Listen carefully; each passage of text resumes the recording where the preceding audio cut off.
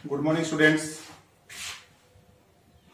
अपना जो chapter number 11 है, जो है अपनी शाखा है किरण प्रकाश की, यूनिट नंबर कौन सी है? 6। Unit number 6। और ये जो यूनिट है ये अपनी है प्रकाशिकी से संबंधित। प्रकाशिकी अपनी शाखा है,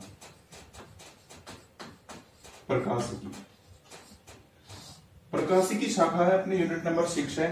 इसके अंतर्गत हमारे जो है वो 2 चैप्टर आते हैं, ठीक है। उसमें पहला जो चैप्टर है यानी चैप्टर नंबर 11 जो है वो अपना है किरण प्रकाशिकी का। उसमें हम किसके बारे में पढ़ेंगे? किरण प्रकाशिकी। प्रकाशिकी का जो हम अध्ययन करते हैं वो भी हम अलग अलग शाखाओं से करते हैं। एक किरण प्रकाशिकी होती है और एक तरंग प्रकाशिकी होती है। इससे हम किसका अध्ययन करते हैं? प्रकाशिकी। सबसे पहले बात आती है प्रकाशिकी शाखा क्या होती है। देखो, जिस भौतिक विज्ञान की एक शाखा होती है जिसके अंदर हम प्रकाश से संबंधित जितनी भी प्रकाशिक घटनाएं होती हैं, जैसे अपवर्तन है, परावर्तन है, पूर्णांतरिक परावर्तन है, परकीर्णन है, विभेदन है, वो सारी की सारी घटनाएं जो हैं और जिनका अध्ययन हम करते हैं, वो जिस शाखा में हम करते हैं वो शाखा अपनी क्या होती है? प्रकाशिकी शाखा होती है, ठीक है। प्रकाशिकी शाखा के अंदर देखो, प्रकाश वो किरणों के रूप में भी चलता है, तरंगों के रूप में भी चलता है, यानी उसकी हम द्वैत प्रकृति का अध्ययन करते हैं। 2 प्रकार की प्रकृति है वो प्रकाश है प्रदर्शित करता है, ठीक है। किरण प्रकाशिकी हम बात करते हैं। किरण प्रकाशिकी जो है इसके अंदर देखो कौन कौन सी घटनाएं आती है। सबसे इंपॉर्टेंट आपको ये ध्यान में रखना है, किरण प्रकाशिकी के अंदर हम किसका अध्ययन करेंगे? देखो, परावर्तन का करेंगे। प्रकाश के परावर्तन की जो घटना होगी उसका अध्ययन हम किसमें करेंगे? परावर्तन प्रकाशिकी, किरण प्रकाशिकी में। अपवर्तन की जो घटना है वो भी किरण प्रकाशिकी के अंतर्गत आती है, ठीक है। एक अपवर्तन के अंदर एक पार्ट आता है पूर्ण आंतरिक परावर्तन या आंतरिक परावर्तन हम बोल सकते हैं, ठीक है। एक आता है वर्ण विक्षेपण। वर्ण विक्षेपण है वो भी हम किरण प्रकाशिकी के अंदर पढ़ते हैं। एक अपना आता है परकीर्णन है, उसको भी हम किसके अंतर्गत पढ़ते हैं? किरण प्रकाशिकी के अंतर्गत पढ़ते हैं। तो ये कुछ घटनाएं हैं, जैसे एक हम आगे और भी पढ़ेंगे कुछ घटनाएं, जैसे इंद्रधनुष के बारे में हम डिस्कस करेंगे। वो सारी की सारी जो घटनाएं आती हैं वो किरण प्रकाशिकी के अंतर्गत आती हैं। सबसे पहले हम बात करते हैं परावर्तन की। तो सब देखो, जनरल सी बात है, परावर्तन के बारे में सभी को पता है। कोई प्रकाश की किरण जब किसी परावर्तक माध्यम से, परावर्तक माध्यम वाला एक पृष्ठ जो एक ऐसी सतह होती है जो 2 माध्यमों को अलग कर देती है, वहां से प्रकाश लौटकर वापस चला जाता है, प्रकाश की किरण आती है, टकराती है, वापस चली जाती है, वो घटना क्या होती है? परावर्तन। मेन बात इसके अंदर ये है, हम अध्ययन किसका करें? हम सबसे पहले जो अपना टॉपिक, मेन टॉपिक जो आता है उसके अंदर आपको ले चलते हैं। सबसे पहले हम जो अध्ययन करेंगे, हम अध्ययन करते हैं, देखो सबसे पहले मैं आपको बता देता हूं दर्पण सूत्र के बारे में। किसके बारे में बता देते हैं? दर्पण सूत्र। देखो, दर्पण सूत्र बताने से पहले आपको चिन्ह परिपाटी बता देते हैं। दर्पण सूत्र के अंतर्गत क्या आएगी? चिन्ह परिपाटी। देखो, चिन्ह परिपाटी के अंदर आपको क्या ध्यान में रखना है? चिन्ह परिपाटी का मतलब होता है चिन्ह नियम, कब प्लस का साइन आएगा और कब माइनस का साइन आएगा। इसके अंदर आप ये चीज ध्यान में रखना। सबसे पहले तो आपको ये ध्यान में रखनी है, कोई भी वस्तु होती है, वस्तु को हम प्रकाश की जो शाखा उसके अंदर बोलते हैं बिंब। वस्तु जहां भी होगा वहां क्या आएगा? बिंब आएगा, ऑब्जेक्ट, ठीक है। वस्तु या बिंब होता है वो हमेशा क्या होता है? बाईं ओर रखी जाती है, हमेशा बाईं ओर रखी जाती है। वस्तु हमेशा किधर ली जाती है? बाईं ओर ली जाती है, ठीक है।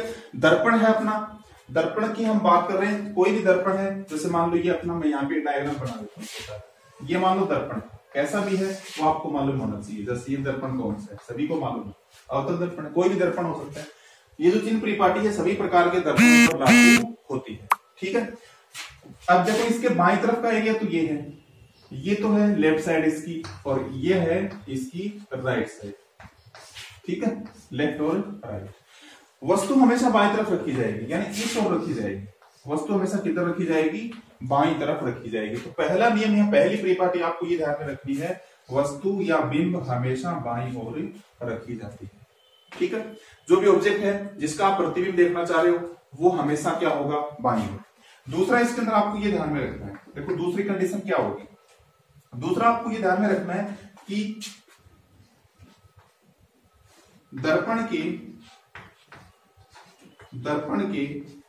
बाईं ओर की, दर्पण के बाईं ओर की सभी दूरियां, दर्पण के बाईं ओर की सभी दूरियां ऋणात्मक होती है, नेगेटिव होती है। दर्पण के बाईं ओर की सभी दूरियां क्या होती हैं? ऋणात्मक होती है। दर्पण की बाईं ओर जो भी दूरी आप मापोगे वो हमेशा नेगेटिव आएंगे। जैसे वस्तु की दूरी आपको मापने की बोले तो वस्तु किधर होती है? बाईं ओर होती है। तो बाईं ओर वस्तु अगर है तो वस्तु की दूरी क्या होगी? ऋणात्मक होगी। तीसरी आपको जो परिपाटी या तीसरा जो नियम आपको याद रखना, वो याद रखना है दूरियां हमेशा या दूरी हमेशा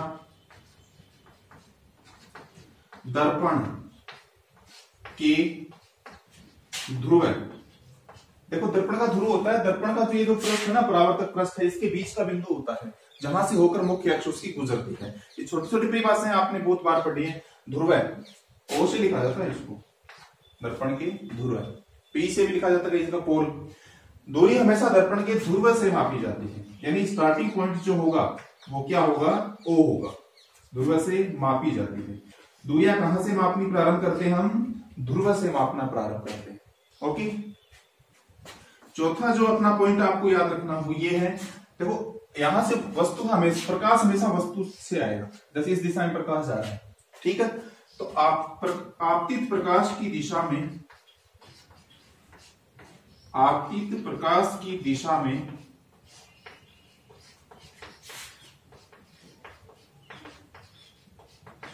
मापी गई दूरी,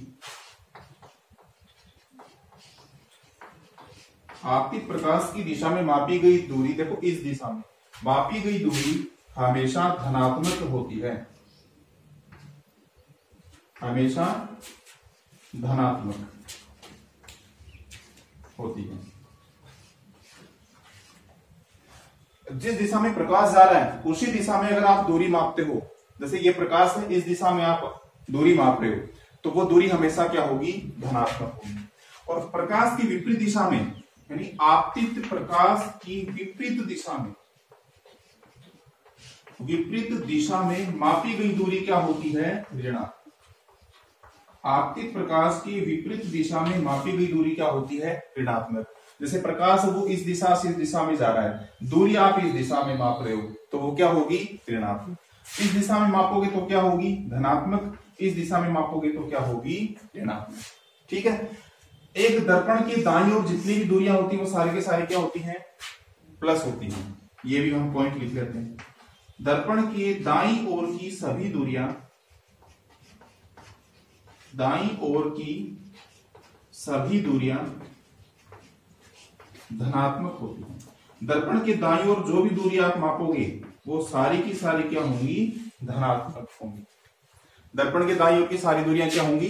धनात्मक। एक पॉइंट और लिख देता हूं मैं इसके अंदर, सातवां। देखिए, एक आपको ये ध्यान में रखना है कि जो मुख्य अक्ष है, मुख्य अक्ष के ऊपर आप वस्तु रखते हो हमेशा, तो वस्तु की ऊंचाई हमेशा क्या ली जाती है? वस्तु का आकार हमेशा क्या लिया जाता है? धनात्मक। इन मुख्य अक्ष से ऊपर की ओर जो भी दूरी होगी वो क्या होगी? पॉजिटिव। और मुख्य अक्ष से नीचे की जो दूरी होगी वो हमेशा क्या होगी? नेगेटिव। तो यहां पे हम लिख देते हैं मुख्य अक्ष के, मुख्य तो सभी जानते हो, मुख्य अक्ष के ऊपर की दूरी पॉजिटिव और नीचे की दूरी क्या होगी? नेगेटिव। जैसे मान लो प्रतिबिंब है वो मुख्य अक्ष के ऊपर मिल गया, वस्तु तो ऊपर रखते हैं हम, वस्तु तो हम मुख्य अक्ष के लंबवत ऊपर ही तो रखते हैं, तो वस्तु की तो क्या होगी? हमेशा पॉजिटिव हो गई। ठीक है, लेकिन प्रतिबिंब ऊपर भी बन सकता है मुख्य अक्ष के, या नीचे भी बन सकता है। प्रतिबिंब अगर मुख्य अक्ष के ऊपर बन रहा है तो वो पॉजिटिव हो जाएगा, मुख्य अक्ष के अगर नीचे बन रहा है तो वो क्या हो जाएगा? नेगेटिव। तो ये अपनी कुछ मुख्य मुख्य चिन्ह परिपाटियां थी, और इन चिन्ह परिपाटियों को जब आप ध्यान में रखोगे तभी इस टॉपिक के बोल सकते हो या इस चैप्टर के बोल सकते हो, न्यूमेरिकल है वो सोल्व कर सकते हो। अगर चिन्ह परिपाटी आपको लगानी नहीं आती है तो आप इसके जो न्यूमेरिकल है वो भी सोल्व नहीं कर सकते। तो आप चिन्ह परिपाटी को ध्यान से सोल्व करोगे, उसके बाद कल अपना जो टॉपिक होगा वो हम पढ़ेंगे दर्पण सूत्र। ठीक है, कल का हमारा क्या होगा? दर्पण सूत्र। सारे विद्यार्थी मैं उम्मीद करता हूं ऐप के माध्यम से पढ़ रहे होंगे, लाइव क्लासेज आप अटेंड कर रहे होंगे। अगर किसी बच्चे को किसी कारण से लाइव क्लास ऐप के माध्यम से नहीं मिल रही है तो ऐप में जो भी प्रॉब्लम है तो आप विद्यालय से कांटेक्ट कर सकते हैं। जो भी नए विद्यार्थी जुड़ रहे हैं वो एडमिशन के लिए अप्लाई करें, उसके अंदर अप्लाई एडमिशन का पूरा फॉर्म दिया हुआ है, उस फॉर्म को फिल करें। फिल करते ही विद्यालय प्रशासन के अंदर आपका एडमिशन उनको नोटिफिकेशन मिल जाएगा। ठीक है, धन्यवाद विद्यार्थियों। इसी प्रकार से अपने अध्ययन को लगातार जारी रखते रहे।